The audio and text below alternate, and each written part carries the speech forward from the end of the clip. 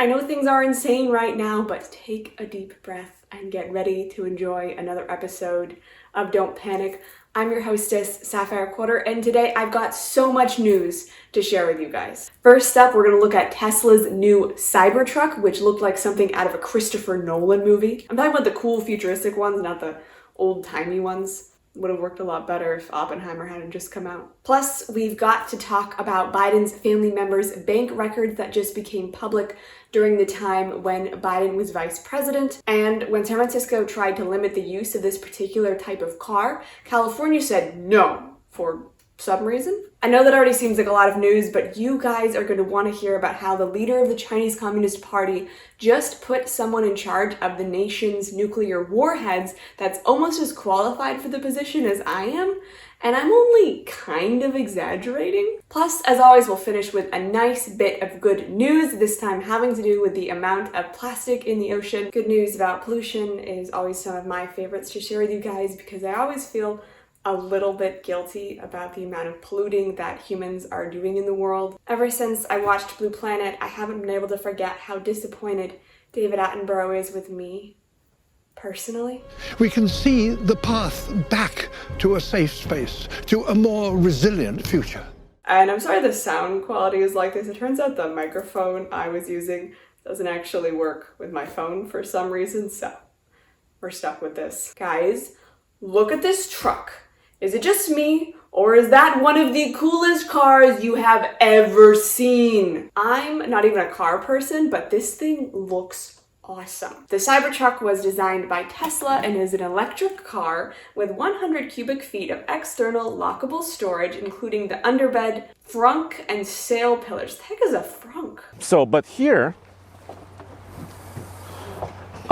we actually have your bag. Could be super helpful during a crime spree, I suppose. It was supposed to come back in 2021, and then production was pushed back. But according to Yahoo News, Tesla made a big order of parts in May, so customers could be driving these things as early as the end of the year. Tesla also put a big emphasis on safety when designing this vehicle, or at least when marketing it.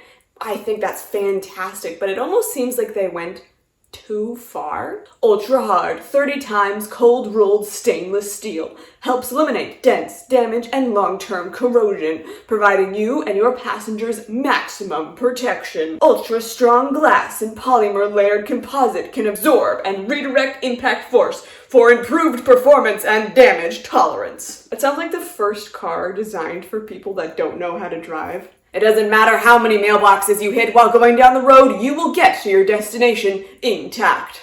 Even if you hit another car, it does not matter, the Cybertruck will come out of it without a scratch. That other car is screwed, though, unless that other car happens to also be a Cybertruck, in which case no harm is done. It's like the first car you can play bumper cars with on a highway. Speaking of not needing to drive cars, when GM and Google wanted to have driverless taxis going around the streets of San Francisco, the city was like, maybe not, and imposed restrictions on where they could be and how they could operate. But oddly enough, the government of California then stepped in and was like, actually, Google, you can do what you want, and completely removed those restrictions. Commissioner John Reynolds made it pretty clear what their intentions were. Quote, "Today is the first of many steps in bringing autonomous vehicle transportation services to Californians and setting a successful and transparent model for other states to follow." Understandably, some local leaders were less than pleased with the situation. Aaron Peskin, head of the San Francisco Board of Supervisors, said that the city would probably try for a rehearing to try to rein in the industry again. Next, I've got a story about some new evidence that came to light about Hunter Biden's business dealings with wealthy Russians. So the New York Times said that according to Devin Archer, who was a business associate,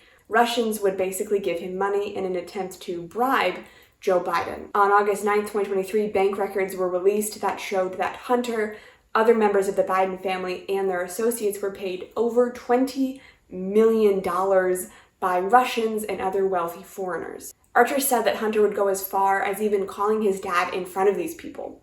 But did they get what they paid for, or was Hunter only giving them the illusion of control over his father, who was vice president at the time? Who knows? They set up a special counsel to investigate it. Hopefully they'll get to the bottom of it. But while we're on the topic of corruption, let's talk about the CCP, the Chinese Communist Party.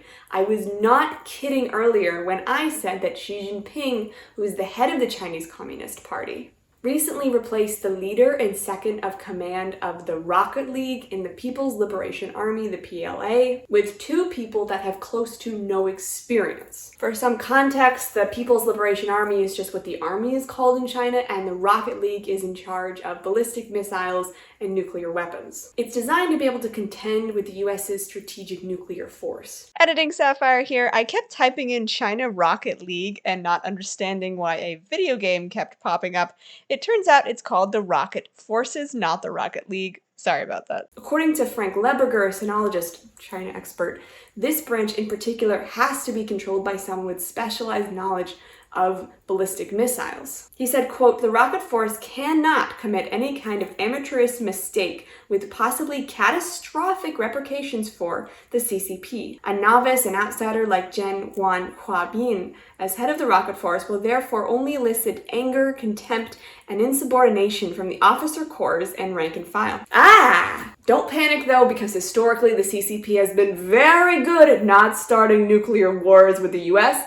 Hopefully that trend will continue. So why on earth would Xi put Wang in charge? Now, I understand the inner workings of the CCP about as well as I understand the movie Inception. How come complex physics like explosions work just fine in dreams, but spinning top? No, that's just too much. Wait, is that guy's name Eeps?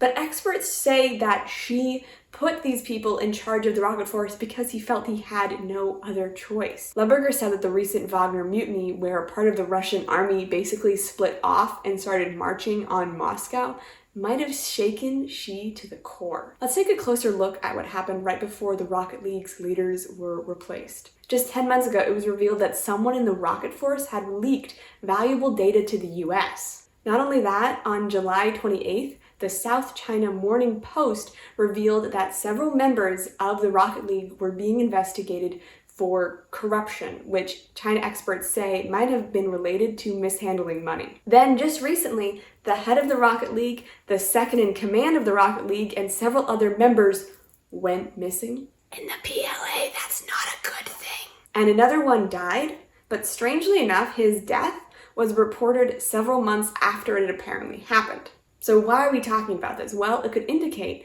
that Xi is feeling paranoid. That would help explain why Xi promoted two people that didn't have any experience to the head of the league. He couldn't find anyone better that he could trust. At this point, you may be wondering why we're still talking about this, because it doesn't seem that relevant to you or me.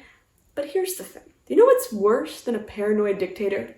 Nothing. Nothing on earth compares to a paranoid dictator. I'm dipping into opinion a little bit here, but stay with me. I think this is important. When students peacefully marched at Tiananmen, the government got paranoid and responded by shooting machine guns into a crowd of peaceful, unarmed civilians. More recently, the CCP became paranoid when the spiritual meditation practice Falun Gong amassed 100 million followers. Despite the fact that the group emphasized being good people and it repeatedly stated that it had no political motivations, it was still banned. The millions that refused to stop meditating were hunted down and sentenced to jail. In many cases, they were tortured until they complied with the banning, writing statements saying that they wouldn't practice anymore, and if they never complied, they were killed.